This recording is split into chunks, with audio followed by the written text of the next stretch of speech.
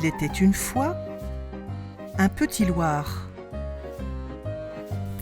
Son air efféminé et sa laideur faisaient dire de lui « il est vilaine ».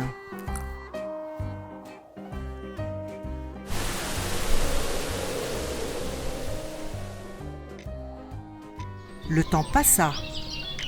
Il devint adulte et l'heure fut venue de trouver femme. Mal à l'aise et redoutant de s'y prendre comme un manche, il réfléchit toute une nuit jusqu'à l'aube, répétant en son fort intérieur comment trouver l'âme sœur, comment devenir son héros.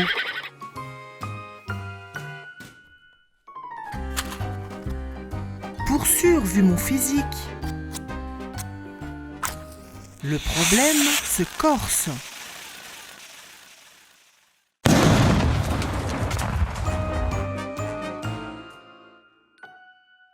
Pour se donner du courage, il but un calvados et après quelques échecs, une Loire, la plus grande, voulut bien de lui. Elle devint sa haute Loire.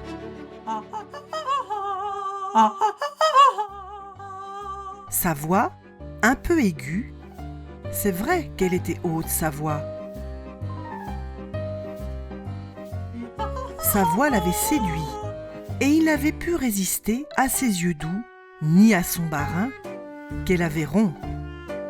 Ma foi, elle lui plaisait, tant elle était gironde, et bien en chair. Il en perdit le nord.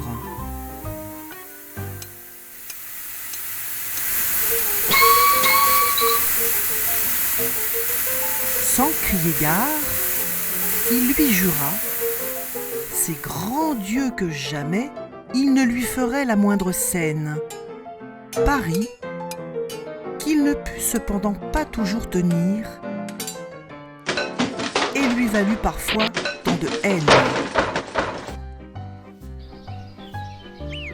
Ils avaient 2 terriers.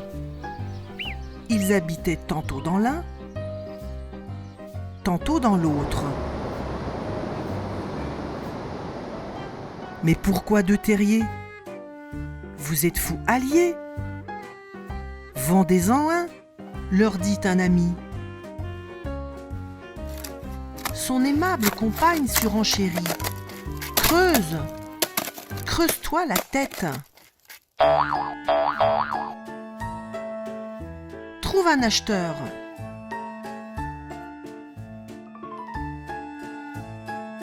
La somme exigée pouvait laisser supposer que le Loir est cher et craindre que personne ne vienne.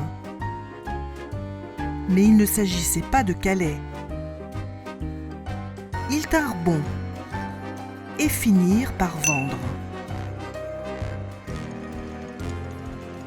Quant à la fin de l'histoire,